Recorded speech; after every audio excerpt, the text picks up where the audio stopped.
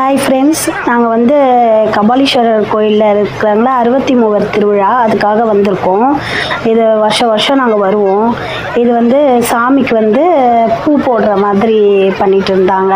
அதை நாங்கள் கொஞ்ச நேரம் பார்த்துட்டு இருந்தோம். அதுக்கப்புறம் சாமி ஒன்று ஒன்றா வந்துகிட்டே இருந்துச்சு. லாஸ்ட்டாக அம்மன் வர வரைக்கும் நாங்கள் எப்போவுமே வெயிட் பண்ணுவோம். அதனால் அம்மன் வரத்துக்கு கொஞ்சம் நேரம் ஆகிறதுனால வெயிட் பண்ணிட்டு இருந்தோம்.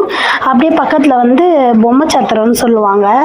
அதில் நிறைய கோயிலை பற்றி ஒரு சாமி எப்படி அந்த மாதிரி நிறைய வச்சுருப்பாங்க. அதெல்லாம் கொஞ்ச நேரம் சுற்றி பார்த்துட்டே இருந்தோம். சாமி வர வரைக்கும் பார்த்துட்டே இருந்துட்டு அங்கே நிறைய பிஸ்கெட்டு அந்த மாதிரி நிறைய கொடுத்துட்டு இருந்தாங்க. அதையும் சாப்பிட்டுட்டு வெயிட் பண்ணோம். வெயிட் பண்ணோடனே அம்மன் வந்துட்டாங்க. அம்மனை பார்த்துட்டு என் பையனை தூக்கி கொடுத்தோம். அங்கே சாமிக்கிட்ட வச்சுட்டு அவங்க அவனுக்கு கொஞ்சம் வேப்பிலையில் வச்சு மந்திரிச்சுலாம் என்கிட்ட கொடுத்தாங்க. அதை பையனை கொடுத்துட்டு அதுக்கப்புறம் வாங்கிட்டு கொஞ்சம் அப்படியே வெயிட் பண்ணிட்டு இருந்தோம் சாமியை பார்த்துட்டு. அப்புறம் என் பொண்ணு வந்துட்டு இருந்தா. அவளுக்கும் குங்குமத்தெல்லாம் வச்சுட்டு கொஞ்ச நேரம் வெயிட் பண்ணிட்டு இருந்தோம். சாமி தான் கொஞ்ச நேரம் நல்லா பார்த்தோம். ரொம்ப நல்லா இருந்துச்சு.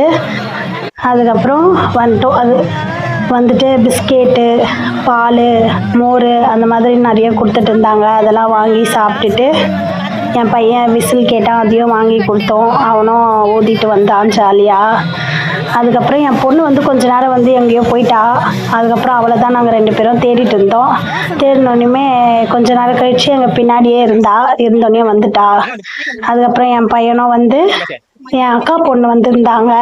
மாமா, அக்கா எல்லாரும் வந்திருந்தாங்க.